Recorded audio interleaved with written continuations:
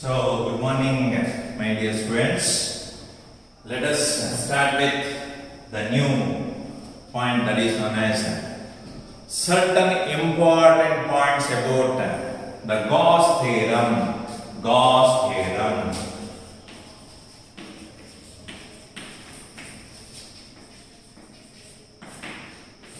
It is most important for 3 marks. Already ಕಲ್ತಿದ್ದೀರಿ previous ವಿಡಿಯೋದಲ್ಲಿ ಬಿಟ್ಟಿದ್ದೀವಿ.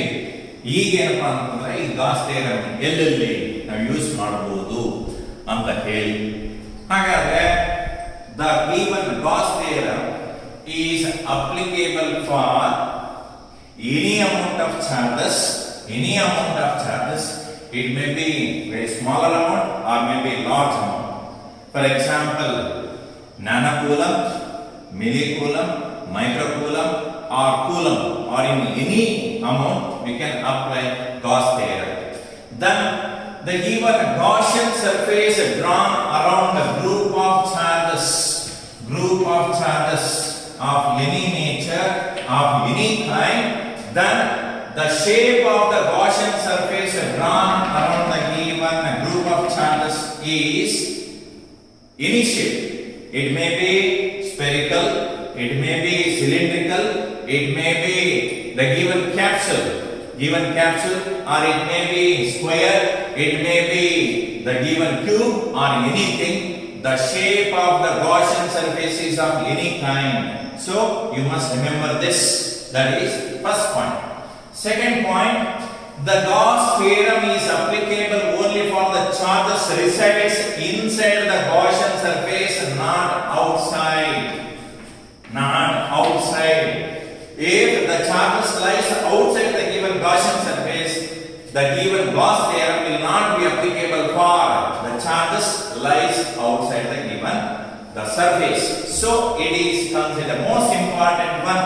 ಹೊರಗಡೆ ಇತ್ತು ಅಂದ್ರೆ ಕನ್ಸಿಡರ್ ಮಾಡಬೇಡಿ, ಒಳಗಡೆ ಎಷ್ಟರ ಅಮೌಂಟ್ ಇಲ್ಲಿ ಕನ್ಸಿಡರ್ ಮಾಡಬೇಕು. Then the given Gauss theorem is based on the inverse square law. That is E is inverse proportional to 1 by r square ಇದ್ದಂಗೆ it obeys inverse square law. ಅದು ಬರ್ತಾ ಗೊತ್ತಾಗುತ್ತೆ, ತೋರಿಸ್ತೀವಿ ನಾವು ಎಲ್ಲಿದೆ ಅಂತ.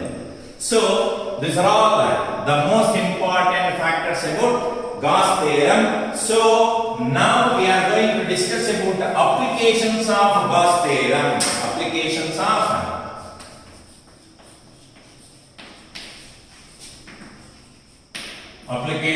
of Gauss theorem.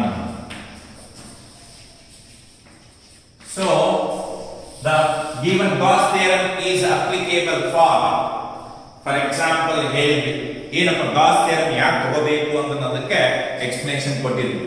ಏನಂತಂದ್ರೆ the given electric intensity due to isolated point charge can be calculated. For dipole can be calculated. For n number of charges, how can we calculate? Means then we have to rely on superposition of the given 2 or more electric intensities. So if 2 or 3 are there, then it is manageable. For n number of charges, it is highly difficult to understand the given resultant intensity. To calculate resultant intensity, it becomes very difficult.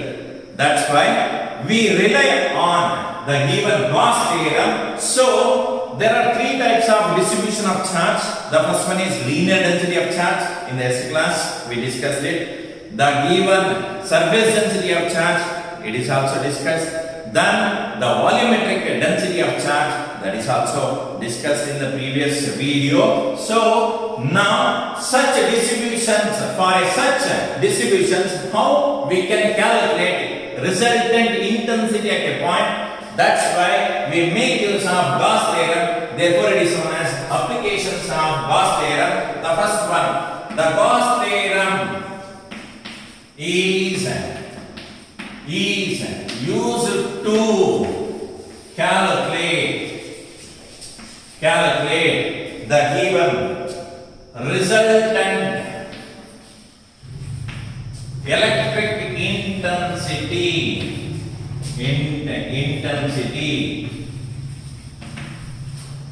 due to linear density of charge. Linear density of charge. Linear density of charge. That is on the thin wire. Linear density of charge, that means electric intensity due to distribution of charge.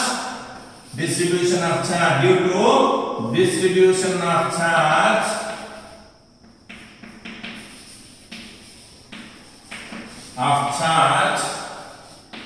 on a thin wire. So it is considered, the first one is Gauss theorem is used to calculate resultant electric intensity due to distribution of charge on a thin wire. Thin wire ಮೇಲೆ charge distribute ಆಯ್ತು ಅಂದ್ರೆ ಹೇಗೆ intensity ಬರುತ್ತೆ ಅನ್ನೋದನ್ನ calculate ಮಾಡೋದಕ್ಕೆ use ಮಾಡ್ತೀವಿ ಯಾವ್ದನ್ನ, ಈ Gauss theorem. That is the first application. Then second application is considered, the Gauss theorem is used to calculate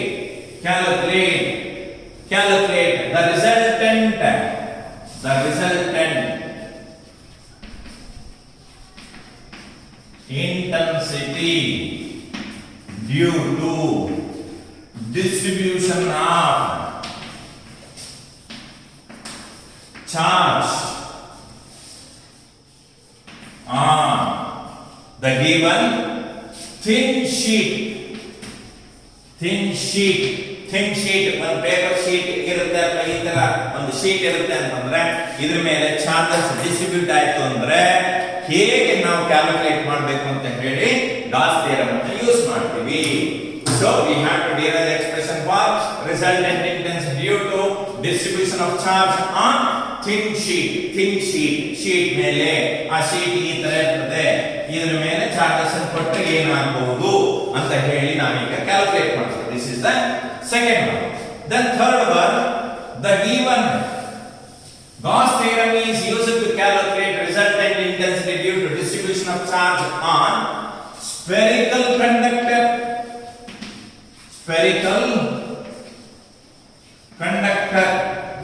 Conductor, that is in which the given first is considered near the surface of a conductor.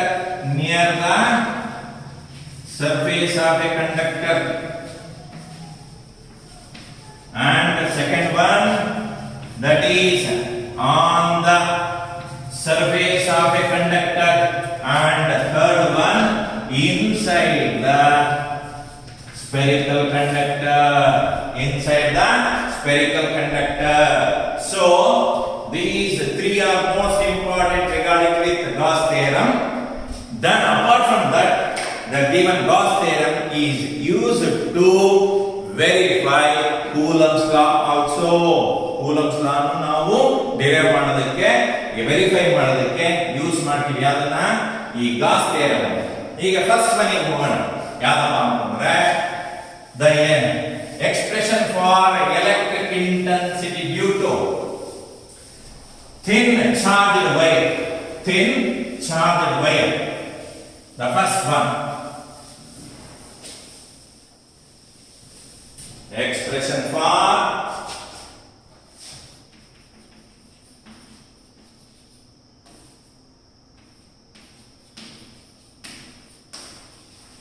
electric intensity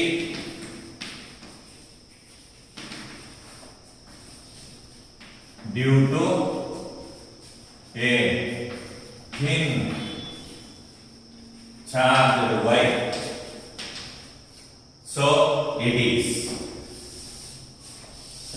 the first one.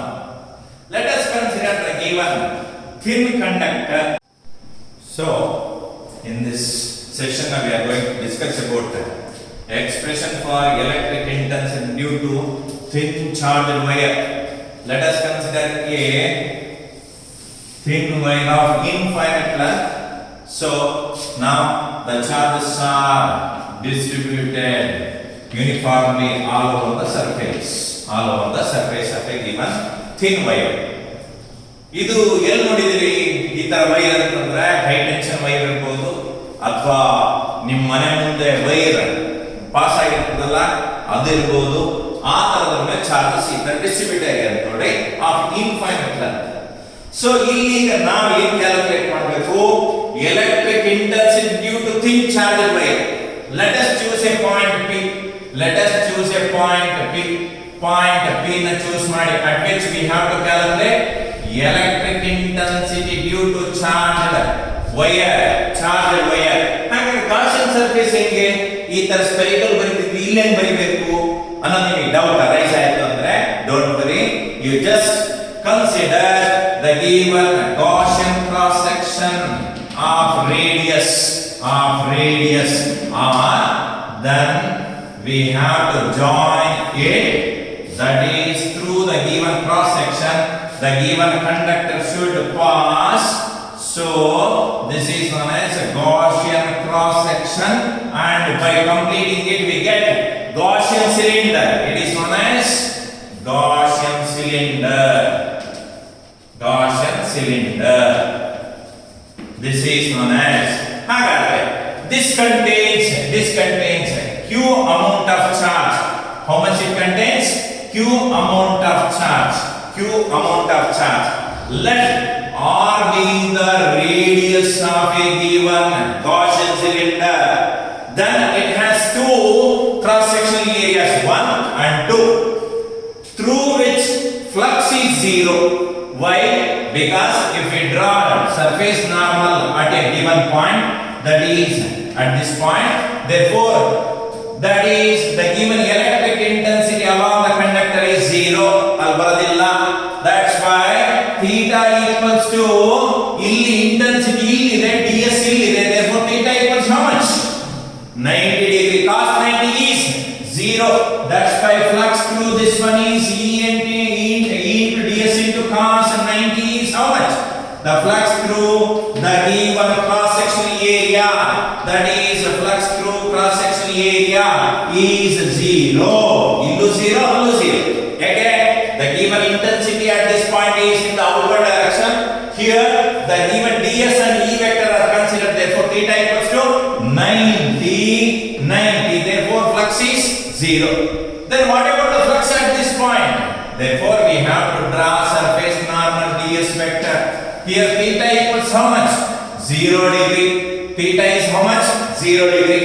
Then we know that the linear density of charge is given by, that is lambda is equals to Q by L, equation number 1. Barkoli. Then flux through the given cross sectional area of a given Gaussian cylinder is given by E into ds. That is E into ds is considered. Therefore flux is given by phi is equals to what, that is E into, that is ds into cos theta. So theta equals to 0. Therefore flux through this point is equals to how much? That is E into ds. Equation number 2. For total flux it is given by summation of ds. For small flux it is E into ds into cos theta. For total flux through this surface area is given by d phi is equals to E into ds. Then on integrate ಗೊತ್ತಿದಲ್ಲ integration ಮಾಡೋದು. So integration of this one is equals to phi equals to E into integration of ds ಅಂತ ಬರೆಯಬಹುದು, ಅಥವಾ summation of ds ಅಂತ ಬರೆಯಬಹುದು. For our convenience we consider summation of ds, that is equals to equation number 2. Then we know that the given area, surface area of the cylinder,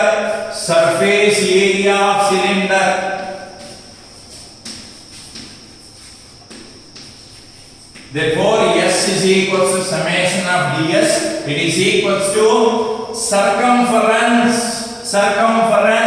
of this given it is equals to, let L be the length of a cylinder, therefore 2 pi r into length, therefore it is known as surface area of the cylinder. Therefore equation number 3. Substitute the value of the given equation 3 in 2. Therefore, it becomes 3 in 2 substitute madri. 3 in 2 ಆಯ್ತು ಅಂದ್ರೆ therefore flux is equals to E into 2 pi R into L, equation number 4. This is in conventional form. Now consider the given electric intensity due to thin charged wire by using Gauss theorem. Apply Gauss theorem. Apply Gauss theorem. What is the statement of Gauss theorem? The total electric flux is equals to 1 by epsilon naught times the total charge enclosed in it. Total charge enclosed in it. Now substitute the value of, that is equation number 5. 5. Now observe 4 and 5. On left hand side 5. Therefore it is equals to. Now substitute 4 in 5. What happens? Therefore 4 in 5. So that is E into 2 pi R into L equals to Q by epsilon naught.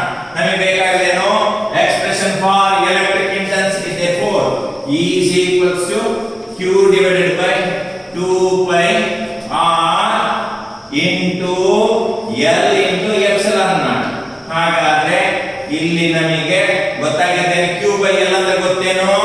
ಏನು ಗೊತ್ತಾಗಿಲ್ಲಪ್ಪ ಅಂತಂದ್ರೆ lambda ಅಂತ. Therefore the given expression becomes E is equals to lambda divided by 2 pi epsilon naught into R. Hence equation number 6. Equation number 6. Any more doubts? So it is the expression for electric intensity due to thin charged wire by using Gauss theorem. By using Gauss theorem. Thank you. Next ಇನ್ನೊಂದು class ಅಲ್ಲಿ ಇನ್ನೊಂದು derivation ಮಾಡಿ